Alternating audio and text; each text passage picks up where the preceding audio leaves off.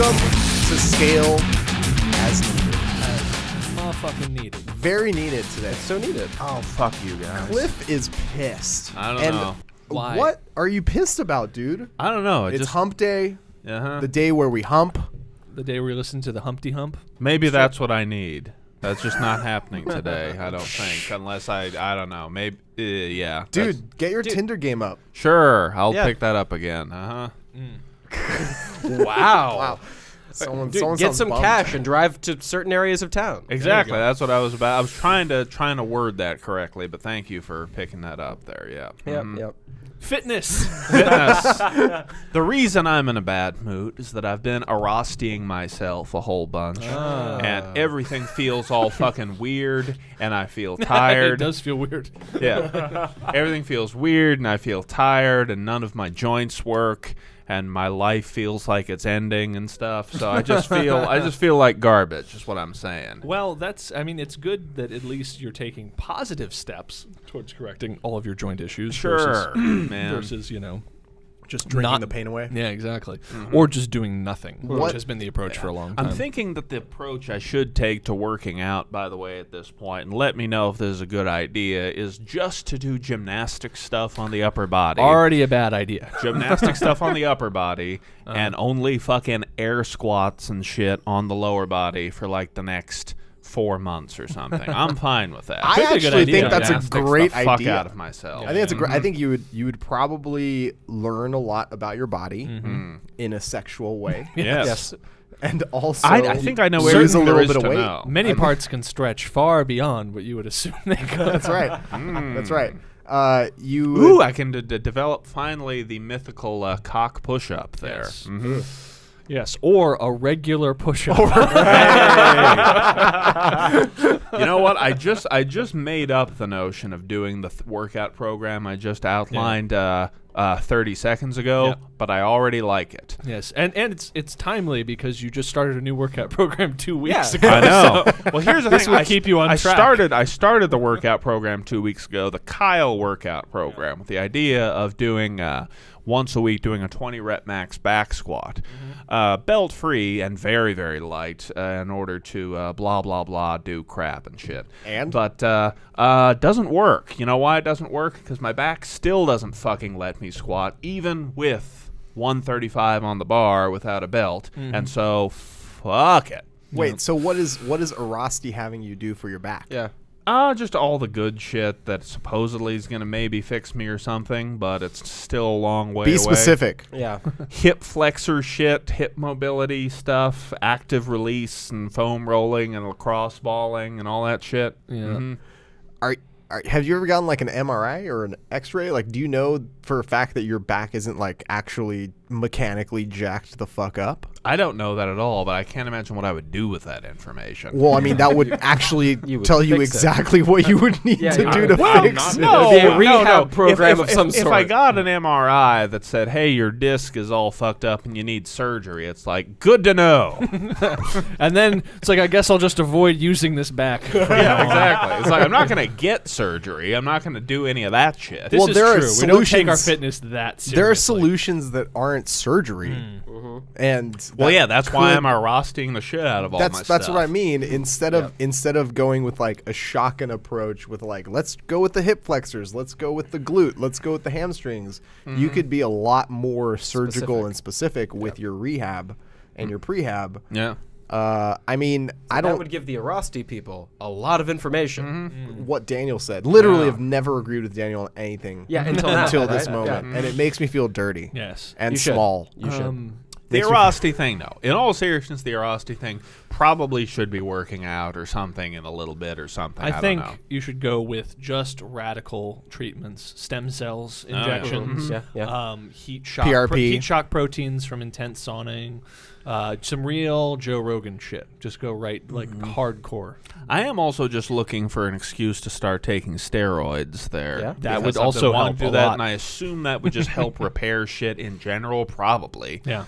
Steroids fix your back, right? Yes. In addition to jack. I think that's actually specifically what they do. If you look back at the Latin words from which steroids comes from, stare means fix cliffs. Orids means fucked up back. Yes. Yeah. So, yeah. Stare is a thing you step on. I'm thinking you go all the way. You Futurama it. You cut your head off. You freeze it.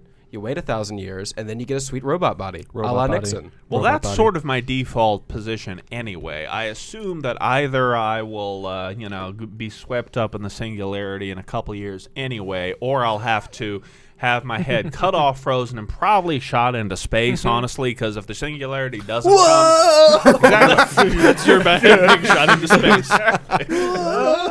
Because the singularity doesn't come in like 40 years. That's only because shit on Earth is just going to get way more fucked up, nuclear war and destruction and all that crap. But eventually the singularity will come. It'll sweep across the universe and it'll find my head floating in space, even if it's 50,000 years Just like from Arthur now. C. Clarke's 3001. And your head Exactly. will be used as a sex toy for whatever alien race Yes. discovers it. Yep. Some 14-year-old teenage alien adolescent is out doing hood shit with their adolescent alien friends and comes across Cliff's floating head and is like, you know what? I'm gonna fuck this. Which is what most 14-year-olds say about most things. I was going to say, like, Can I what fuck are this? the odds?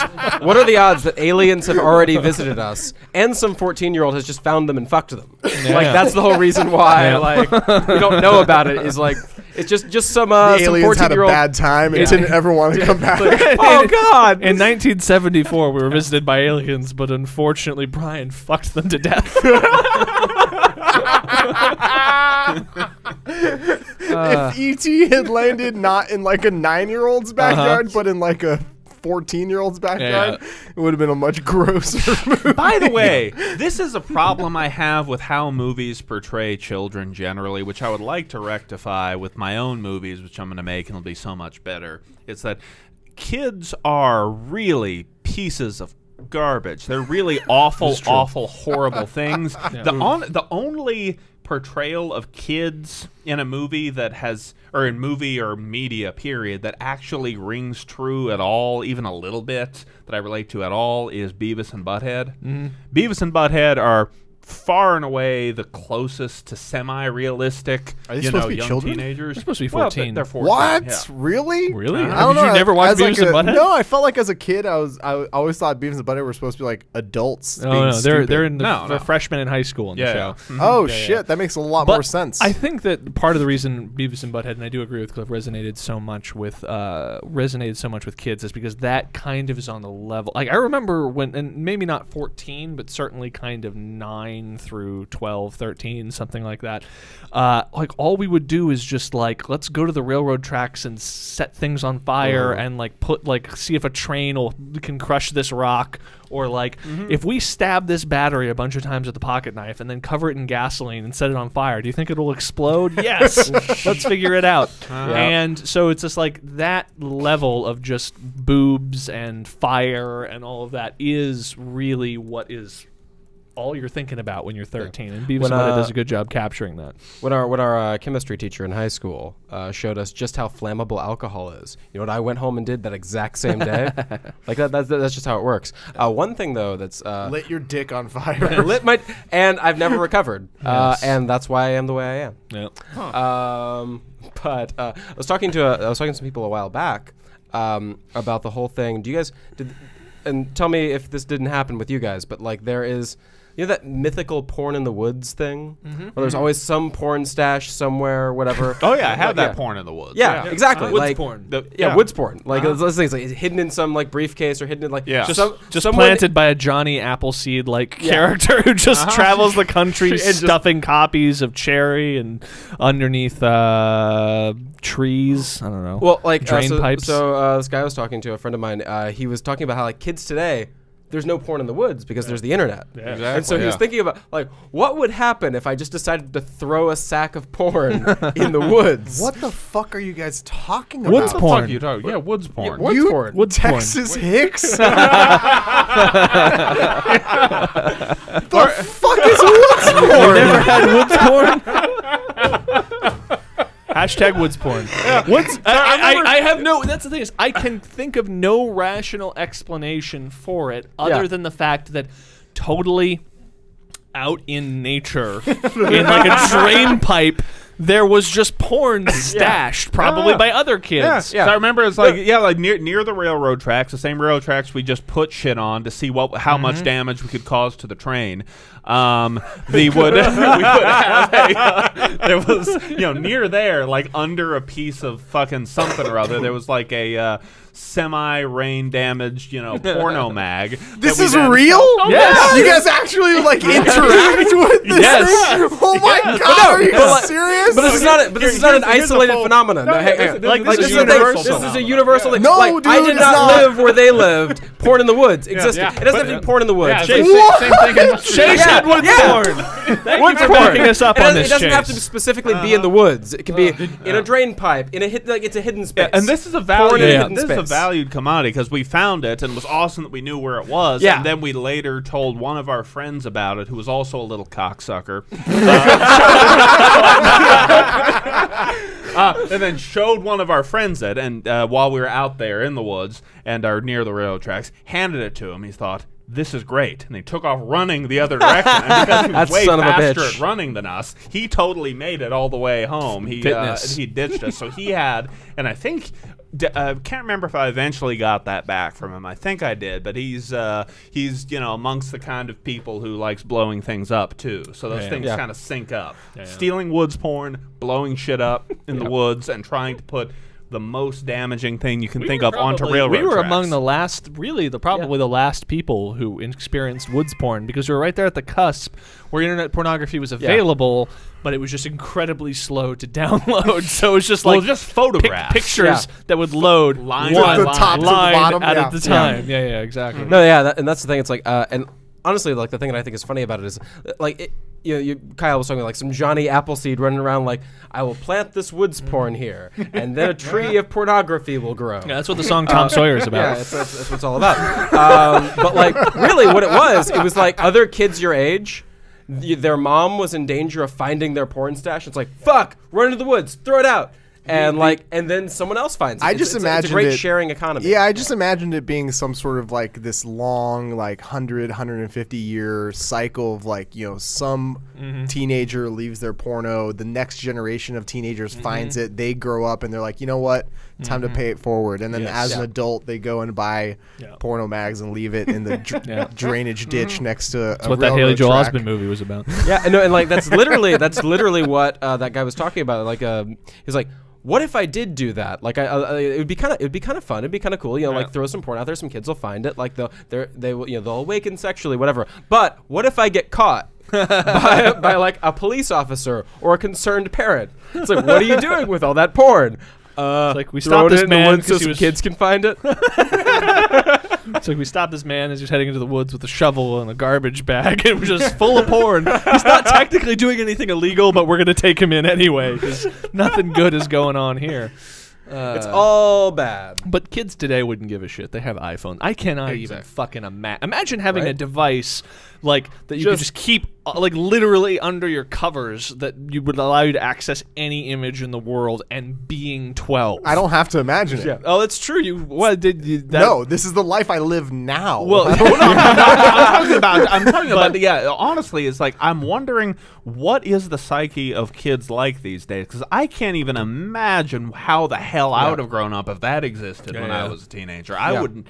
I mean, that's all I would have done. I wouldn't have eaten food. I would be 3 inches shorter due to malnourishment. It'd be like Rick and Morty when Morty gets the sex robot. Exactly. It just like comes downstairs.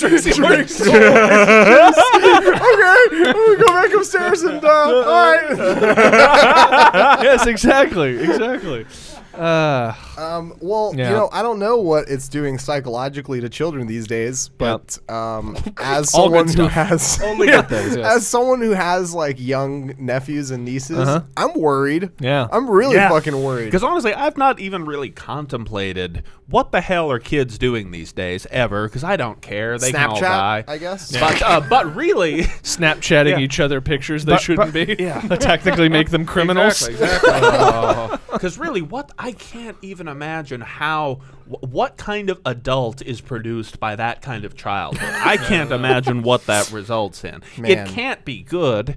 It really can't. No. As silly as all of this talk is, I was reading something. I was a couple. I'm trying to remember. It was a couple years ago, but just how about the fact that these sorts of things are probably actually changing our brains, and by that, I know that sounds like a crazy, like weird, vague thing, but what they mean is what they're talking about is like reading stuff, that constant input of information in shorter and shorter forms. That's like Twitter or all of these things are actually changing the way we engage with information.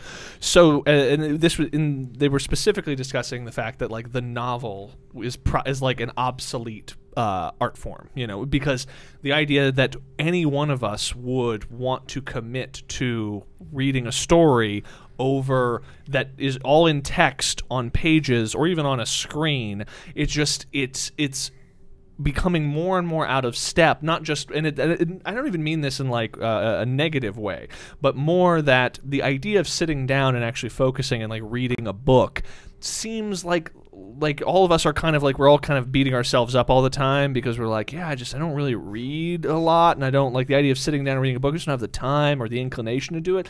Well, it's because your brain, kind of like accessing sugar or accessing really anything, can get stories, stimulation, facts, whatever it wants, so much faster and in so much more easily digestible chunks that the idea of slowing all of that process down, like you could literally, like even when it comes to books, like you can just audiobook it while doing something else, and it's actually easier for your brain to take in that same information because we are naturally better at listening to stories than we are at reading them. That comes more naturally to human beings. The reason audiobooks seem like this sort of new thing is because the technology didn't exist even 20 years ago. You couldn't audiobook any book. You would need a big stack of tapes you would have to carry around, and prior to that it didn't exist. But the idea of actually sitting down and reading a book with your eyes in silence off of a fucking page is kind of something that right now we still have this affinity for, because we think, oh, that's what makes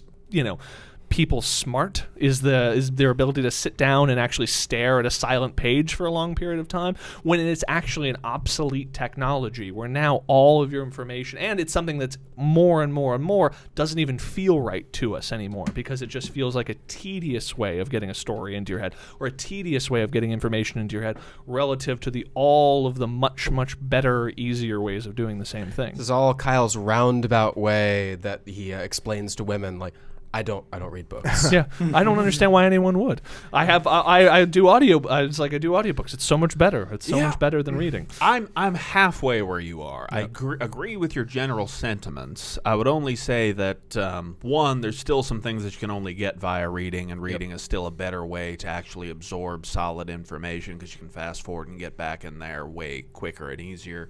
But yeah, I still read a lot. I still do a lot of reading, but I must say I'm a person who's always taken to reading pretty quickly. I mean, I was the kind of kid who would be literally walking down the high school halls between classes with a book in my hands, just reading it, and walking up and down the stairs. So reading is solid.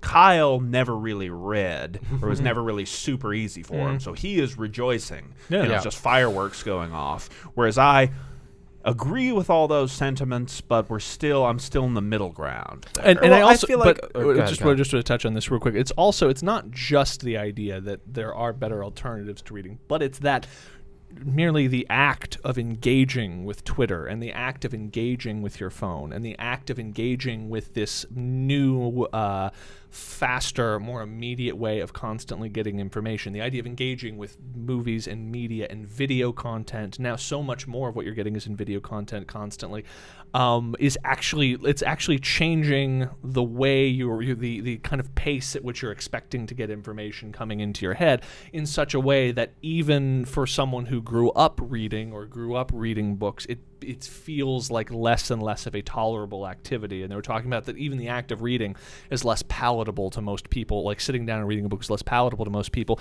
And it's not just because I guess I'm just a lazy piece of shit. It's like actually your brain is getting used to a different way of taking in information. Well, I think it's interesting because it's going to show like what kinds of stories are better suited for what mediums as well. Because there are some books that I read and I'm like, in it. I'm down. Like this is the way I want to like get this information. And there are other books where I start reading them. I'm like, I might switch to audiobook on this guy. Like this one might be better suited for listening. I made that switch kind of partway through for multiple things there, where I started reading a thing. It's like, this should be easier just to audiobook it. Let me buy the audiobook as well. I'm also wondering, is there a point, I think, in developing a quasi in between medium, or sorry, developing it's not a new medium exactly, but where novelists or people who aspire to be novelists, such as a young version of myself, don't bother actually writing the things down and trying to publish them in any form. But if you have a golden voice like myself,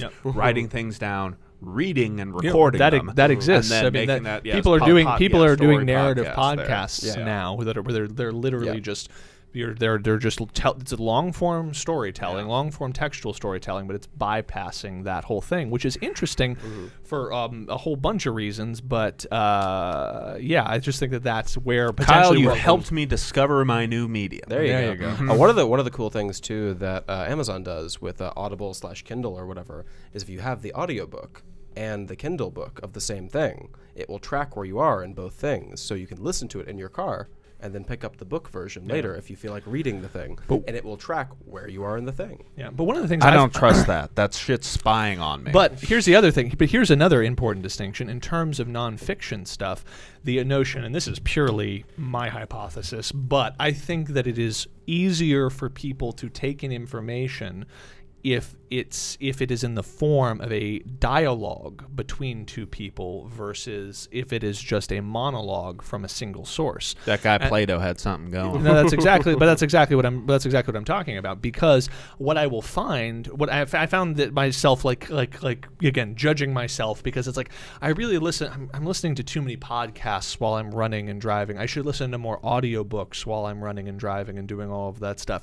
But it's like, the audiobook I'm reading right now is like is the Steven Pinker book, Better Angels of Our Nature. And then the podcasts I'm listening to are like Waking Up with Sam Harris, discussing a lot of the same issues, but one of them is getting, like, I'm listening to hours and hours and hours of the podcast, and the only real difference, other than the like air of prestige around the idea of a book versus a podcast, is that for some reason the podcast gets info into my brain effortlessly, whereas I feel like it takes a burden of concentration, incrementally so, but more of a burden of concentration to pay attention to the audiobook, because I believe also it is slightly removed from our natural way of actually taking in information, whereas a podcast could be the exact same information, but because we as humans like to hear other human beings interact, we are taking in the same information, but over the course of a 3-hour podcast, it feels effortless, because listening to two people talk to each other, ask each other questions, the kind of the like little back and forth of ideas in a conversation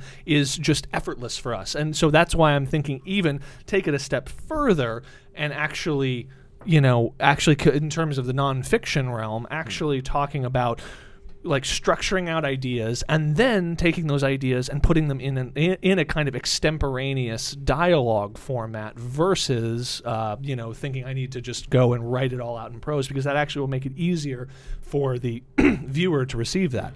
We've gotten far afield of fitness. Well, no, I do hear what you're saying, because I think there's like this social cueing of listening to people talk about something where you're thinking about it a lot more as a participant as opposed to an object, right? Because when you listen to an audiobook, you're supposed to be the receiving end of this information, whereas if you're listening to a podcast, you're almost participating in a conversation. So, I don't listen to a ton of podcasts, but I occasionally, except for this one, I occasionally have Rogan on while I'm working, and I'll have it on my second screen just so I can have something to like glance at and look at. If he says something, I can look at his expression to figure out what he's trying to convey there. But also, just in general, I can hear something, stop for a second, like, oh wait, that's really weird, like why would he say that, track back, and then I already have my thoughts about it. Whereas like if I'm reading, I have to read something multiple times to really be able to,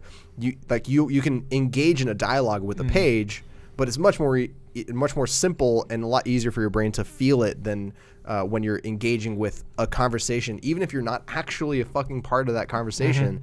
That's like how sports media works in general. Like that's why shows on ESPN are all structured similarly. It's very rarely one person talking to you about the news, right? You're always getting a dialogue about what's going on because that's how you're going to absorb the information. And I think it's also worth noting that there are people who either innately or through training or whatever have the ability to communicate so much more information in their in their speaking voice than you could ever get out of something that's written down. And what I mean by that is if you take like often there are popular YouTubers who are very good at communicating information, and they have a quality about them which is just, and some people I think have this, some people don't, whatever, and it's just the pace at which they say things, the speed at which they emphasize certain words, and how they structure things that just them speaking gets the information into your head effortlessly. They're just very good at communicating.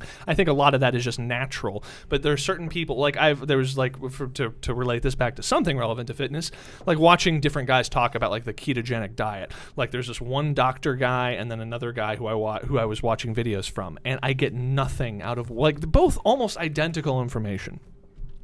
But the doctor's a little awkward, and he pauses, and so what we're gonna do here is we're going to so they, and there's just something like I'm getting nothing. There's just information. I'm getting nothing out of it.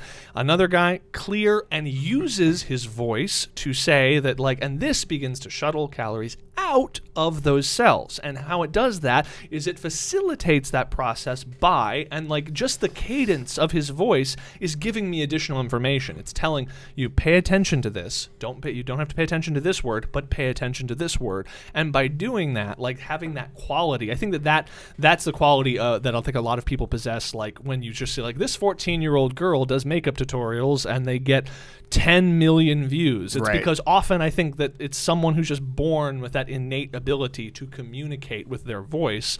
And then so when you watch their 5-minute video versus someone else's 5-minute video, all of the information takes purchase in your mind so much more effectively than it does with other people. And I think that that's something now that audio, video, and all of these things have become digital technologies, and they become so ubiquitous, and we're living in the world of YouTube content generators and podcasts and all of that. That skill, which I don't think has even really been clearly defined by anyone, if you even given a name, is becoming this very valuable thing. There's all sorts of people who have podcasts who, you know, I started in my bedroom and now all of a sudden I have millions of views. What are the odds? And it's because they just have some quality about them that makes the information that they want to communicate about whatever, fitness, let's say fitness. For the sake of this podcast. Easier to take in. And I think that that's that's really interesting. You see that with something like Khan Academy, which is now this huge online school. Yeah. I hadn't paid attention to that. Wow. Yeah, it's only getting bigger. Yeah, but it's like literally a guy, like his niece needed to like learn math. So like he got out a tablet and just did a screen record of this tablet and just started like doing math lessons. And there's just something about his voice and the black screen and all of that. He's just a good communicator. And so he put it on YouTube just as a way to like email her the video. And then it ended up getting like millions of views. So he made more videos and more. And now he's built an entire online education academy. And which is what's really interesting about that is how it affects the idea of education, like how it affects education in general is, remember in school when you would just have a shitty teacher in one class and a good teacher in another class? Like the chemistry teacher's really good, so I know about chemistry, and the biology teacher was really just kind of phoning in, or maybe just wasn't a good communicator, and as a result I know nothing about biology. And what we have, and so it's just, and it's not saying anything against school teachers, but majority of people don't have this quality. So if you just happen to stumble into a good, a class with someone who's a good communicator, suddenly you know all about that subject, and it's just the luck of the fucking draw. Yeah, and here, by the way, I just want to add a further thing. The internet on. Democratizes that in the sense 100%. That we all can have the best teachers, not just in our school, but the best teachers in the country teaching us every subject all the time. In the world forever. Yeah. Just because, just to further riff on the Khan thing, Salman Khan. He started out with just tutoring his niece there, but ultimately has got super comprehensive in multiple subjects, but super comprehensive in math. Literally having a video dealing with basic arithmetic, 1 + 1 = 2, all the way up through higher calculus, because he's an engineer and he's good with that stuff, all on YouTube on video for free. So what basically means is that right now and forevermore, a complete math education from 1 + 1 = 2 to higher levels of calculus exists online for free forever. Period. Yeah, and arguably, just to get touch back on that thing, and arguably in a far more effective way than pick any 10 random first grade teachers, and they probably just don't have the same quality of communication that he does. And it's just because the sample size for the internet is fucking everyone. And so if someone distinguishes themselves as having that ability, then one could probably get a more effective understanding, or more effectively be taught math through the Khan Academy videos than whoever is the random person who ends up in your kid's kindergarten. The ones who moved there because their family moved there, a month before. Or But I'm talking about a more disruptive thing. This is the other point, which is noteworthy. It's a complete math education from the very beginning to the very end, is available online for free forever. How much money is being spent in the world on educating kids in math? Oh, yeah. Is it, I don't know, $100 billion a year? Yeah. $100 billion a year seems like, I'm just tossing it out there, but it seems a reasonable amount is the money being spent by parents the world over, the English-speaking world, let's say, although it's being translated. The English-speaking world spend on educating their kids in math. That's counting all public school math programs, all private school math programs, all college math programs up to the basic levels. So $100 billion economy in educating kids in math is officially, really, truly, completely obsolete. Yeah. Completely obsolete. School has other functions than teaching you mathematics. Yes, like babysitting your kids while you go to work to pay for school. And teaching you innately that that your life needs to consist of an institutional grind that you don't want to be part of, so that you are blah blah blah blah blah. Yeah. But that the thing that Cliff's touching on, if it wasn't for school, where would you guys have found all the woods porn? Yes, the woods porn, exactly. That's the woods porn.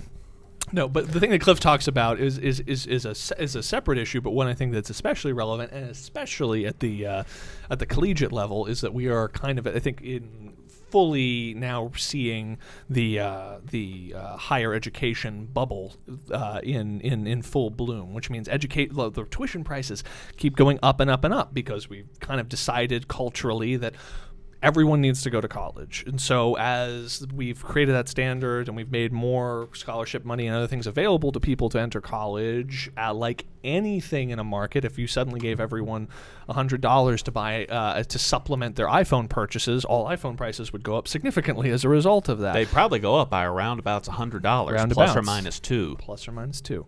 And so that continues to happen, while at the same time the value that's actually, like, in terms of the actual value, one's ability to acquire a job post-college is diminishing and diminishing and diminishing.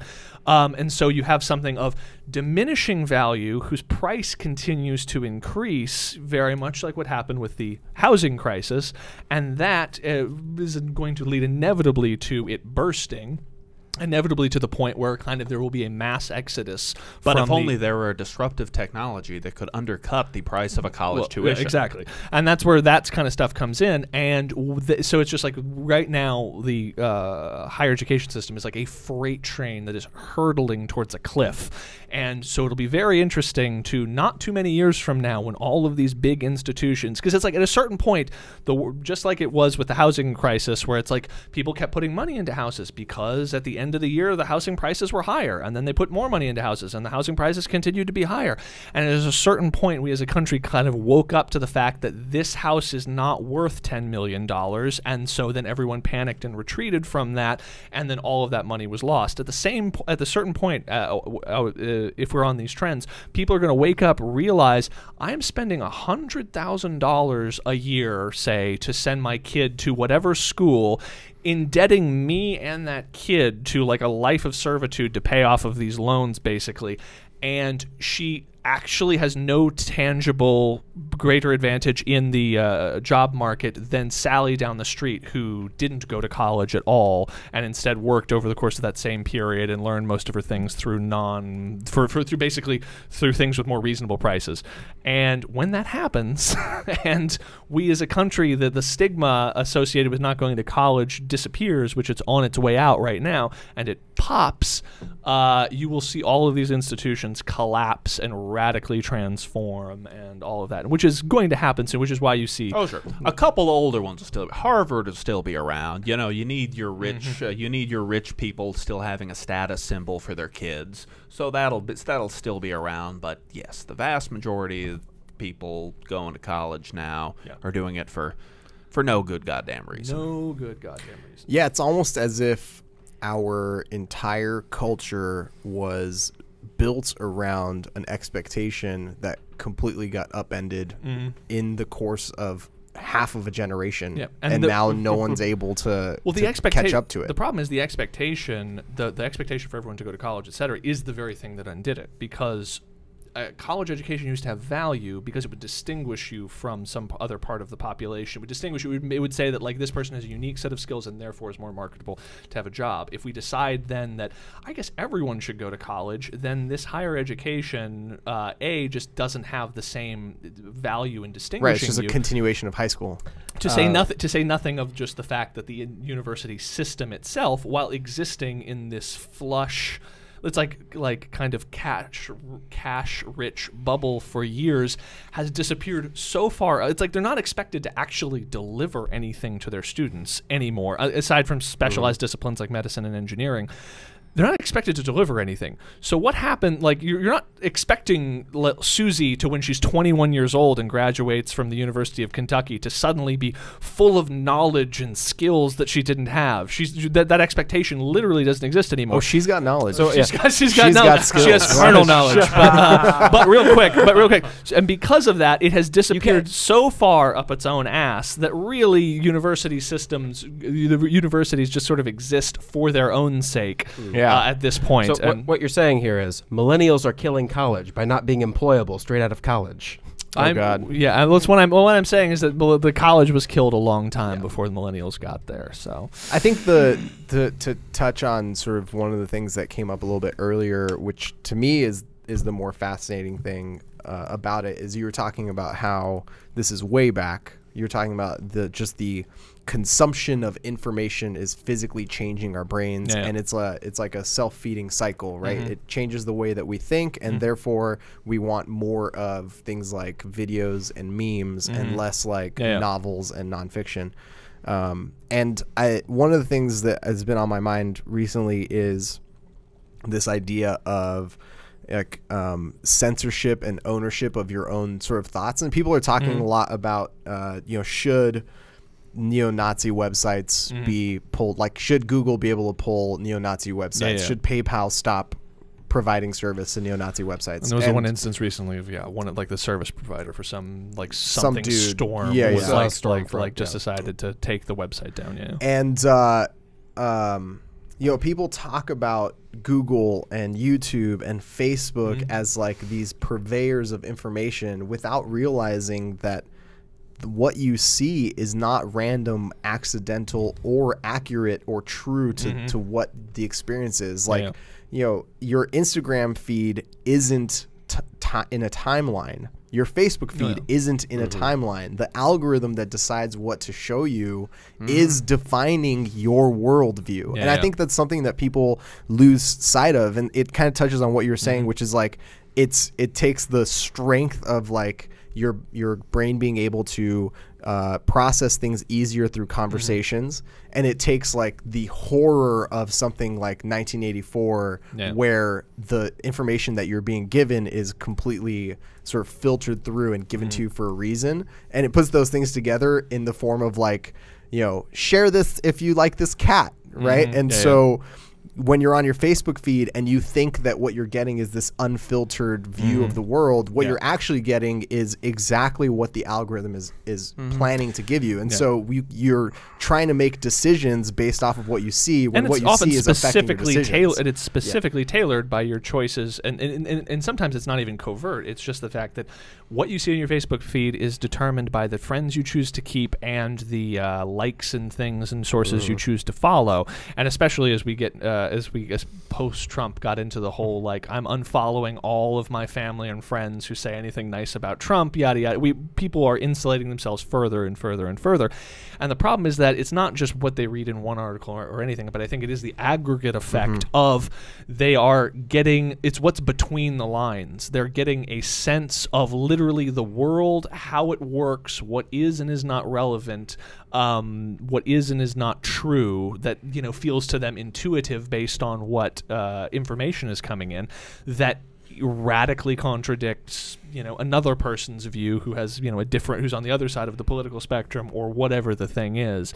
And so it's just it's a very complicated problem, but the easiest solution is actually probably the hardest thing to do, which is quit going on those sites and trusting those sites for any sort of real viewpoint. It's not even just the social media though, because even with Google, for example, one assumes that Google is a way by which one gets searches for objective knowledge out in the world. But even Google searches have an algorithm that comes out of it that filters now not just based on what's the most useful information, but even ideological things. If you Google something, the algorithms will present your results in a certain order based on ideological assumptions at Google that don't want you to know certain things and shit like that, which is only going to be increasing given this current environment. That's just they're just leaning harder and harder into that. It is mildly disconcerting, the fact that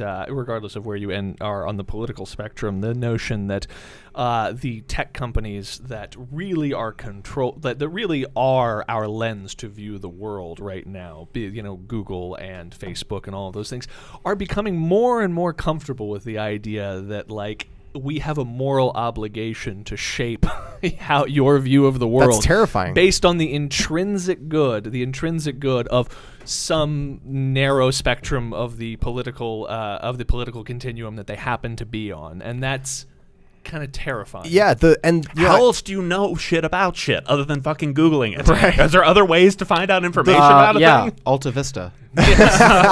Ask Jeeves. So again, I was going through this thought process earlier because I was listening to NPR and they were talking a little bit about that censorship, and they see where you get your information. That's from. Right. And so the thought came into my mind, like, what is it that people are afraid is going to happen just being exposed to this information? Like, listen, if you're wandering around the corners of your Facebook and some neo-Nazi link comes up, it's not the neo-Nazi's fault if you look at it and go, good point.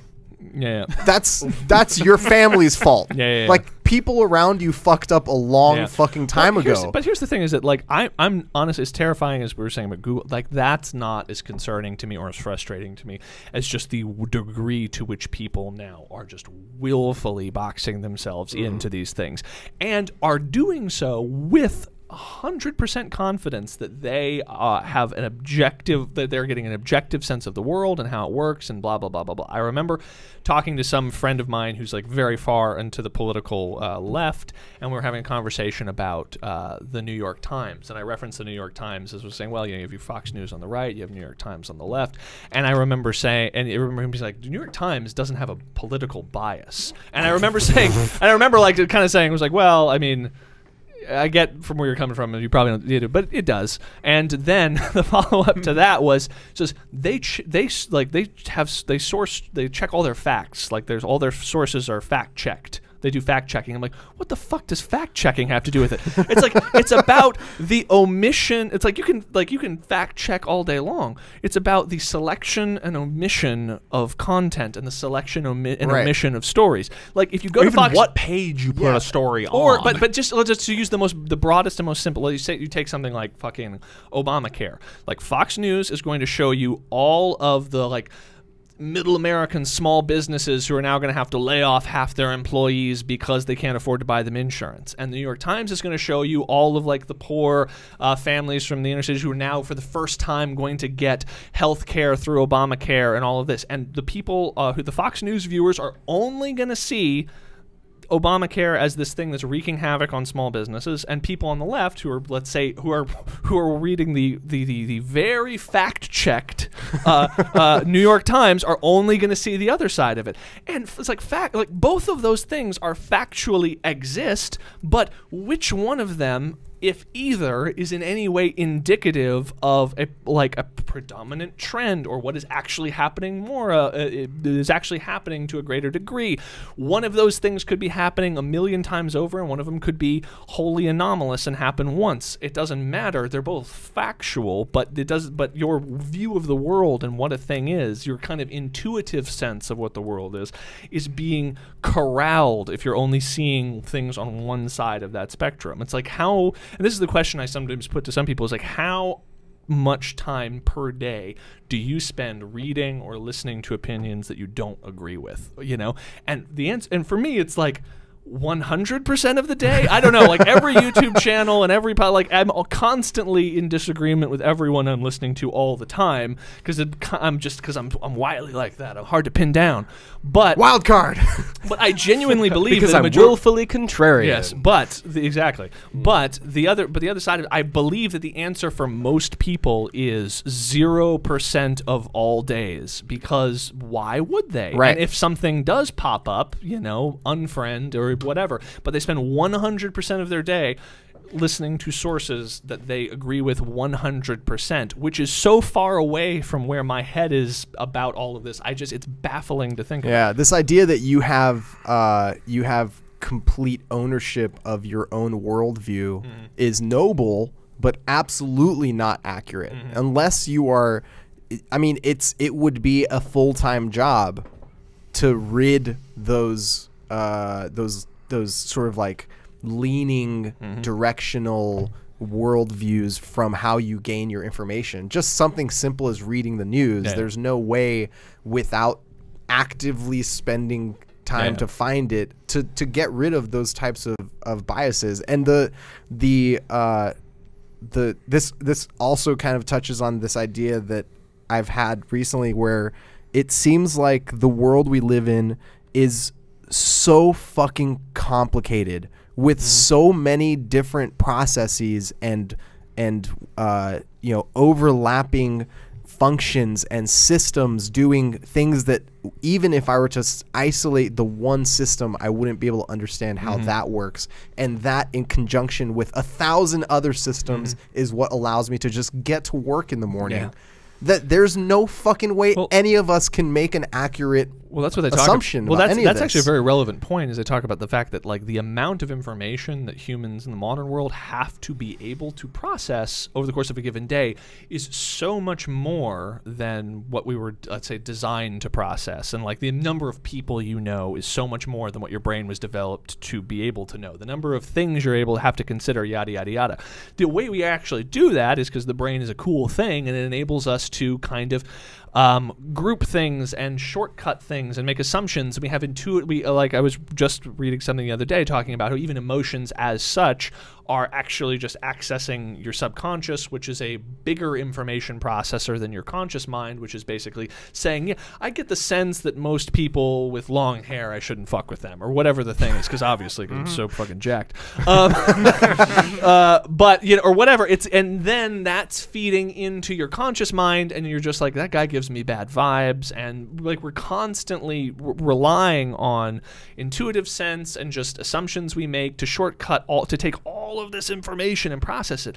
But in every gap that exists there's the opportunity to not just for some people's opinions to get fucked up accidentally, but for people's opinions and sense of the world to be deliberately fucked with and manipulated. There's a great with the Ryan Holiday book. What was it called? What is it? Trust Me, I'm Lying. Trust Me, I'm Lying. It's literally just about how social media and how the internet makes that so effortless. Like if you want to, you know, if you want to put something in someone's head, you know, there's a way to create controversial stories and things to do that. I just strongly recommend the book. And you know, to I think before we get way in the weeds here, because we're Have still we just not already? we're still just on the This is surface. all a prelude to fitness. By the way, I do enjoy from porn in the woods to yeah, exactly. how do we interpret information. Yes. This got some sophisticated stuff here. what you're specifically referring to, that, trust me, I'm lying, that entire process of using social media and the internet as a tool to subvert our expectations of what the social media and internet should be doing for us. A perfect example of that is Reddit. Reddit exists as this idea of it being like the front page of the internet. What you see on Reddit is ideally democratized information from the people who themselves are voting up the interesting things.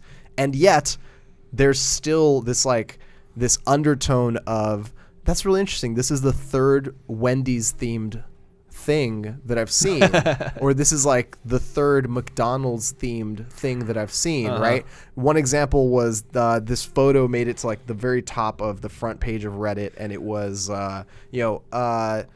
my McDonald's delivery guy had never tried VR before, so I let him try it out when he brought over this delicious Big Mac and fries. Well, no, it was like my McDonald's delivery guy had never tried out VR before, and it was a picture, and like in the foreground, it's blurry. It's because the collective unconscious is just loving it. That's right. And now he's loving it, right? It's like in the foreground is like blurry, whatever, like a Big Mac, and then in the background is the delivery guy like playing around in the living room with like a Vive on, and it's like, that's a fucking advertisement. Yeah. Well, that's the other thing. That's the other thing is that it's not even don't even think about it as like it's Reddit who's like getting money on the slide. Exactly. But it's like it's not Reddit getting money on the slide to push McDonald's. It's people, and this is what the Ryan Holiday book is all about, who just know what kind of content works its way. He calls it trading up the chain. Will work its way into blog, and then a bigger blog, and then a feed, then into your social media feed. They know the kind of cute cat controversy, charitable video content, and so they get paid by someone to make a piece of like shareable content. Like we often say, like, we don't know what goes viral is random. No, you can totally make something that will go viral. There's specific rules for making something viral. That charitable cute cat was super controversial. Yes, exactly. Fucking cat. Controversial asshole cat. Cat with a Hitler mustache. And by the way, the sum total I'm realizing out of all of this is, my God, it would be so easy for as soon as there's a computer smarter than a person just once, that's going to be so easy for that motherfucker to control the entire world instantly like that. As soon as you have a AI intelligence that's connected to the internet, that's roughly as smart as a person but can do math faster, that will instantly become the world dictator without anyone knowing it. But that's the thing is like with the sufficient degrees of sophistication, like they can not just change like what you're seeing, but they can change your estimation of the world as it exists. It's like, is it really worth trying hard to do something because it seems like ultimately when you try to do things that you are rewarded for it, or it's not really worth trying to do something because it seems like when you try and do things and affect change, it doesn't really work out. Like that level of like metaphysical understanding of reality can be affected by what stories you're seeing on a daily basis. And there's actually been studies showing that the order and type of content that you see in your Facebook newsfeed, so basically like they create a closed network where they change the algorithm of what pops up, will not just change the way you view things and the way you think about things, but what your actions will end up looking like after you process that information. So the fact of the matter is, you have to be on your fucking toes when you're trying to process information, and you have to be aware of why you're thinking the way you're thinking in order to at least try to suss out some of these biases. But objectively speaking, this week's episode of Game of Thrones was pretty shit. Yeah, it sure was. Well, it has this over. What a seamless transition! I didn't even see him do that. We did it. It has this over last week's episode. At least something happened. Yeah, well, something did happen. A lot of things happened. Yeah, it's like, and it's all the stuff is happening and big, but it's just Jesus fucking Christ. And by the way, I haven't paid attention to online opinion about it because I'm not connected to such algorithms. But what is the consensus amongst people on that? I think I think I am in my Facebook feed is telling me that the opinion as it exists objectively in the world is bifurcating between I've just heard certain friends who are like, oh my god, it's so badass, versus friends who are saying, you know, fuck it's like we're kind of beginning to say like, this doesn't feel like, I think this is the episode where it's starting to tip where people are like, this doesn't feel like Game of Thrones anymore. And like even the director admits, like in some of the interviews afterwards, like, oh yeah, no, we totally just broke every rule that we set up, like, you know, that like the time that people are paying attention to, because like that's the thing. It's like this is like, I think the poster child episode of like just all of those things that like that world we established in the first, you know, like 5 or so seasons. That's just broken now. We're not you just kind of have to. What they're doing at this point is trading off of how you remember the show and characters and actions being and taking. The perfect example of that was I texted my buddy. I was like, dude, it was fun. Like there was an excitement to watching it because there were things going on. But like, if you even just stop to think about it for a second, the entire thing falls apart. Yeah. And even they, at the end of it, like DB Weiss and whatever the fuck his name is. Oh god, I stopped watching at that point. They What's those assholes say? They even were like, you know, we had this idea of the Night King having a dragon, and we thought to ourselves, how are we going to get there? And I was like, that's the fucking problem. Well, like that, of course. That in itself, like I can get like you work backwards from that kind of story stuff a lot, but I would have gotten there. I don't know. Here. Well, like, this okay, episode, you know what was so good about Ramsay Bolton dying? Yeah. Because it took 5 seasons. Yes. This episode is emblematic of the pacing problems that I keep talking about this entire season. This episode in any other season of this show, at the very fucking least, would have been like 3 or 4 episodes. Oh yeah. Like, this was 4 episodes and you would shoved into felt one. the shit happen, even if it's all made up. You know, DB Weiss, whatever the fuck. Those fuckers, like shit. The fire sword was awesome. The dragon fucking up the zombies. Here's was the, cool. like the episode. Shit. There's a lot of awesome fantasy stuff going on. The army of zombies around the lake is cool. Them walking up is cool. The dragons flying in, but it feels like such a shit payoff for 7 seasons of. We were hoping and dreaming about the day where one day all of the stories would eventually get to a point where they would reach a crescendo with like an army of the dead being blasted by dragons and stuff, and then it just sort of showed up, and it didn't feel at all worthy. It didn't, like the conflict and the couple guys on a rock and all that shit. Nothing felt worthy of spoiling that, and therefore that's like the thing that we've been waiting for. The army of the dead versus dragons just sort of happened, and like okay. I guess what's the end game now? Because There's that's an ice our dragon. An ice dragon. I mean, we're never gonna get an end to Game of Thrones, really, to the show we were watching before. It's like the same.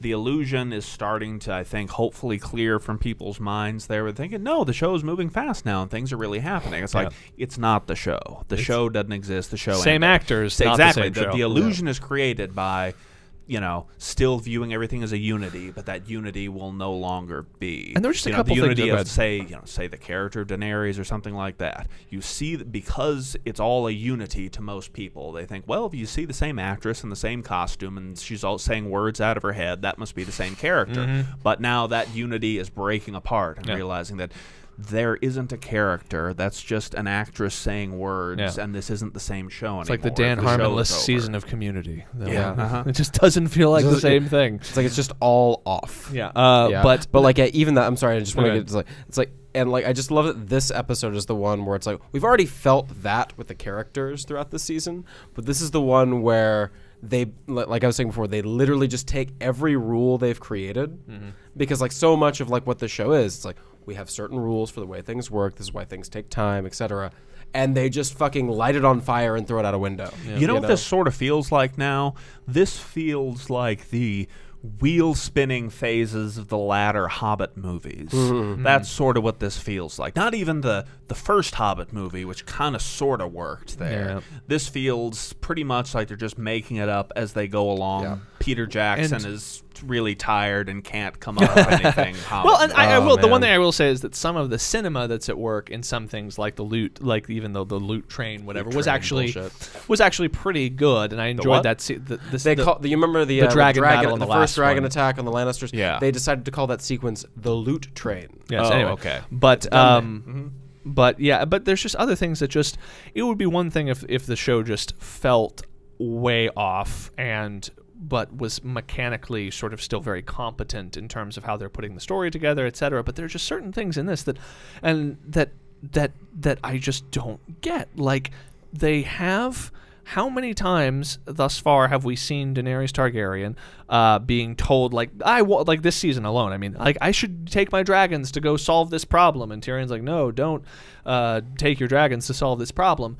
And then in the middle of they send Raven guy away. They send him like, Gendry. oh, you're fast, run for some reason. And send a Raven, and he gets there and he says like. And then they stay with them in so the only value of all this is going on the basis of his raven. Yes. Ravens don't fly that fast. No, that was they only don't. like 12 hours later. Yes, exactly. Yes. But that's Right. not. But again, the people who are Rules I was talking people who are fixating on the timeline thing are really missing that didn't all even the occur worst. to me, but yeah, sure. Are all missing the worst part of it, which is just the fact that why then are we following the trajectory of the dragons coming to save them? It makes no fucking sense. Why cut to Daenerys and see her taking flight in her dragons to come and save them?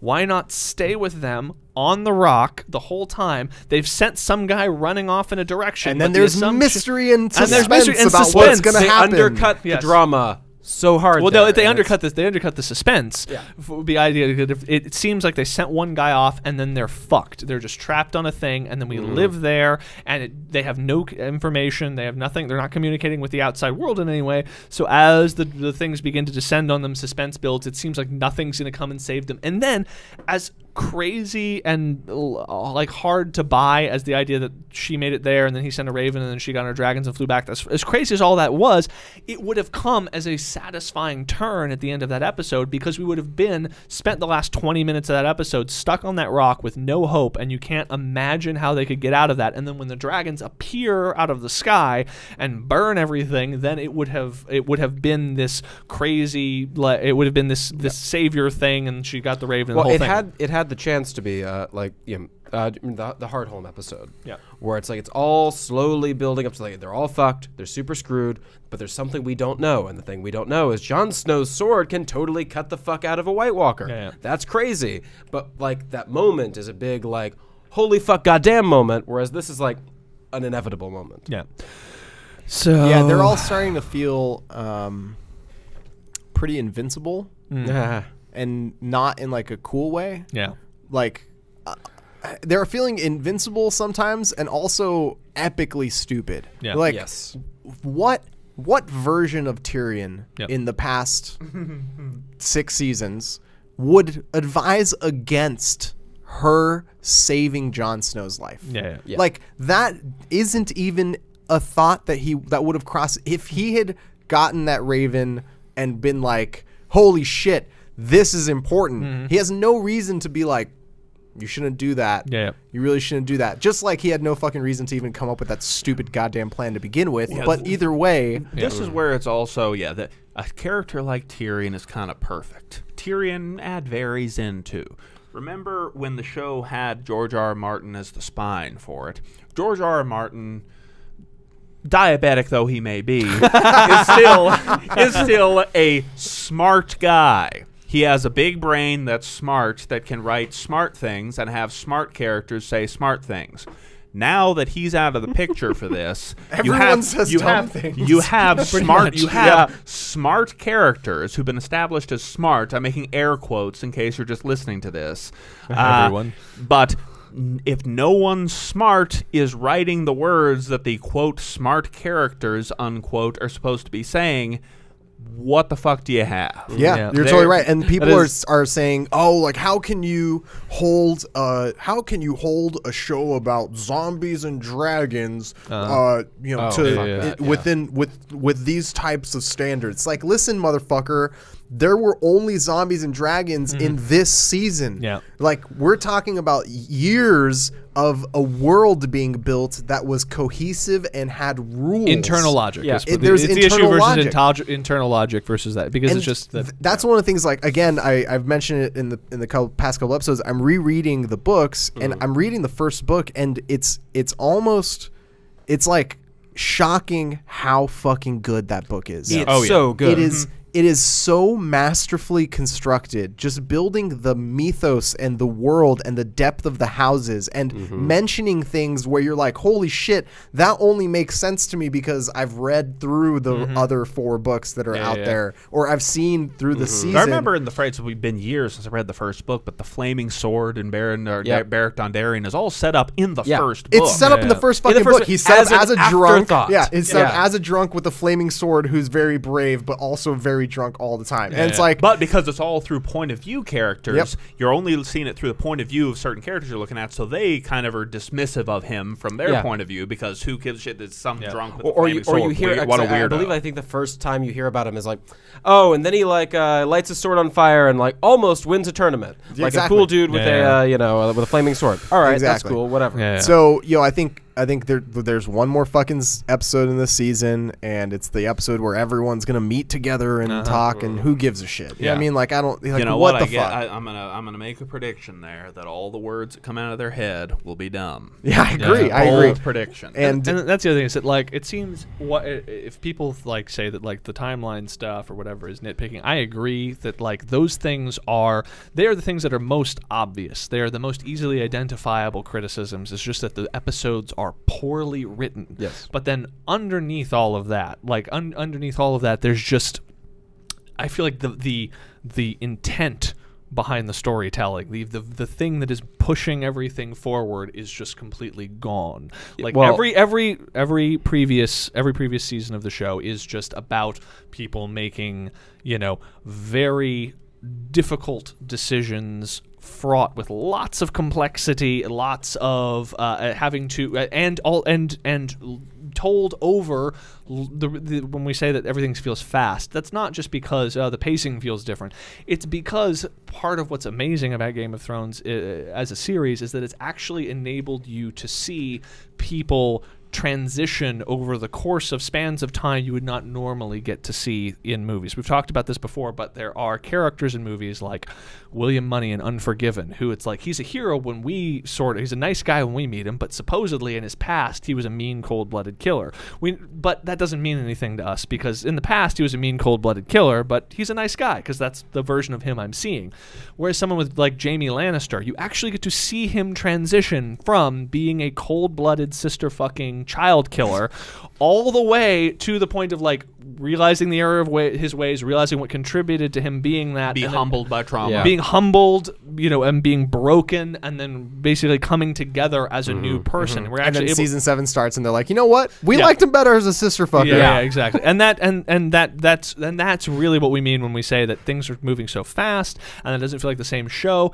Is that really this is just about, like, Jon Snow and Daenerys right now are nothing more than like two hot young people who it's like and again, there's nothing standing in the way of them getting together at this point. Like I've said before, like I said in the last point, if Daenerys had executed the Onion Knight and they swear to be mortal enemies, and that Jon Snow swears that he will never swears to all the Northern Lords that he will never bend the knee to her, and that he'll see that she is killed, and that Daenerys issues an order for Jon Snow's execution, and then from that standpoint you have to get to them eventually fucking. That's an interesting story. Right. Yeah. If they show up and they're like, we're pretty cool, right? You're cool. I'm cool. You're cool. I'm also cool. All right, we can be cool together. They met in the first episode. They met in the now requisite in order to understand what the fuck is happening after the episode interviews with the showrunners. They're like, the very obvious sexual tension between these two. It's like, what sexual tension? The same sexual tension between this table and the ground? Like, what the fuck is going on? I love this whole thing that, like, and you can it's apparent in the writing and in the show and like in the fucking thing where it's like,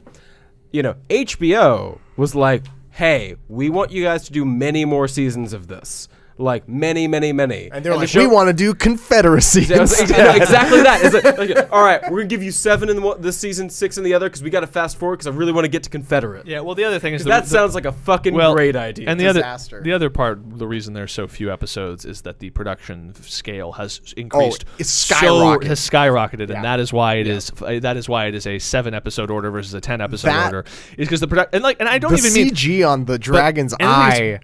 But that's the thing is, I don't even mean just like the dragons and the army of the dead. I mean, if you recall, like Game of Thrones seasons 1 or 2, you know, the North is like a shitty set with a few trees that's cleared on a soundstage. Now they are even just the dialogue scenes, they're like walking through Iceland with like real fucking mountains behind them, or like they're like a little conversation between Melisandre and like Varys. They're like on a fucking cliff. Oh, it's a real cliff with like a river. Can you imagine being the sound guy on that fucking cliff? Their clothes are blowing so goddamn much by the wind on that cliff, and yet they're like very, very low talking at each other. But if you don't, but that's sexually. Yes, but that's the thing. Is like the difference between like go back and look like the difference between season 1 production value and like forget the dragons and all that shit, which is expensive. Just look at any scene in the last episode where 2 people are talking, and like Jon Snow is talking to so and so about this, and they're like oh, they're really in like on a glacier in Iceland. Yeah. That by the way, that is where I don't know if there's an official moment where I gave up on this season and this show and all that, but it was when we first get into them walking through those glaciers and that gorgeous shot that comes around an obstruction to see them walking the line. That's such a gorgeous, perfect location. And it's like, this is the most gorgeous snow mountainy stuff I've ever seen. And they're all walking in a line, and then they start having conversations. Then they open their fucking mouths. Every single word that's said by everyone is stupid. And I'm thinking, what is wrong? They've gone through the trouble of finding a gorgeous location, putting everyone in costumes. It's got to be cold out there. They're freezing their balls off for real. Let's have Tormund talk about fucking dudes. And they got out. They got all the way here. You know what? Couldn't you have just improvised better things while you're there? You're there. All this expense is being paid to keep you guys warm and happy and well lit and mic'd up while you're walking in this location. Couldn't you just on a napkin write some better stuff? Just come up with some better shit to say on the day. The entire thing, all those conversations definitely felt like they had basically written out this outline of the you know, what did I read it as? Snowshins 7 or whatever. Yeah. So like, you know, Jon Snow and his crew get together to get into the wall, and they're like, who's in the crew? I don't know, fuck it, why don't we put all these motherfuckers in there? And they're like, well, at the end of it, the dragon has to come back as a zombie, right? Like, yeah, well, what do we do with the first 40 minutes of the episode? I don't know, let's have them like talk to each other. They can learn all these. There's all these different storylines we can wrap up during this one walk, and they just kind of like ran through. It's like scene after scene of just random people in the group talking to each other who should have now had it's our turn to chat. And now it's our turn to chat. Yeah, and and I also just to speak to the dick sucking conversation or whatever that is between the Hound and Redface, but it's also fun to see their feeble attempts to replicate certain aspects in isolation, but not getting the point of the context. Like George R.R. Martin would often use extreme vulgarity or something that was very base, would be thrown in randomly to kind of like undercut sophistication or be used as a humorous juxtaposition to like the erudite nature of